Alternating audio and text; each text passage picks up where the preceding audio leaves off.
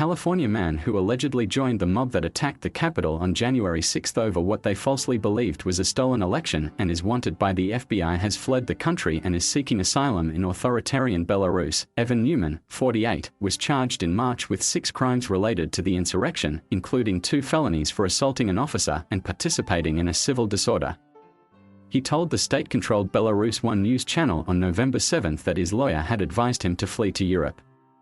He called the charges against him unfounded and claimed they amount to political persecution.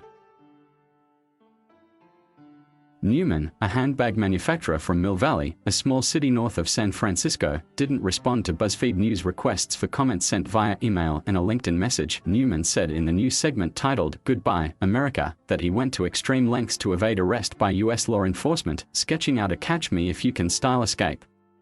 He said he flew to the EU in March under the guise of a business trip and then traveled to Switzerland by train. From there, he said he drove to Germany and onward to Poland. He then crossed into Ukraine and settled in central Zhytomyr in mid-March. He rented an apartment there for 4 months, he said, before he decided to flee that country as well. Neumann said he left Ukraine after noticing that he was being followed by agents from the Ukrainian Security Service, the SBU. In August, under the cover of night, he explained, he crossed illegally by foot into Belarus, making his way through swampy forest land and dodging wild boars and snakes. Belarus does not have an extradition treaty with the United States, and tensions between the countries have frayed significantly since Washington and much of the world deemed the presidential elections in August 2020 to be rigged.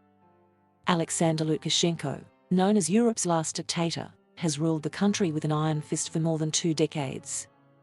He claims to have won that election, although evidence shows he likely lost to challenger Svetlana Tikhanovskaya. Federal prosecutors brought charges against Neumann under seal in late March. It's been common for the Justice Department to do this in Capitol riot cases until they arrest a defendant, citing concerns about suspects trying to destroy evidence and putting police in danger. According to the charging documents, FBI agents had followed him to the San Francisco International Airport on February 16 and questioned him there about being in Washington on January 6. Neumann allegedly confirmed he'd been in D.C. and interacted with law enforcement but declined to provide details. He wasn't taken into custody and the government didn't specify if he'd gotten on a plane at the time. 3 months after filing charges, prosecutors asked a judge to unseal the case, explaining that Neumann remained at large and that making the charges public would at least give authorities more options to try to track him down. The government has reason to believe that Mr. Neumann is already aware he is being investigated in relation to January 6, 2021, fierce Capitol riot, and is actively attempting to evade arrest, prosecutors wrote. In a handful of cases, prosecutors have identified alleged rioters as posing a flight risk.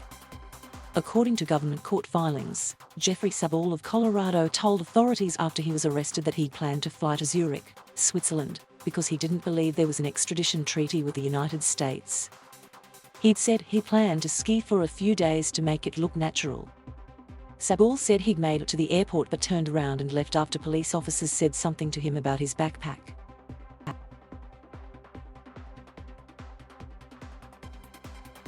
Thank you for watching. Please subscribe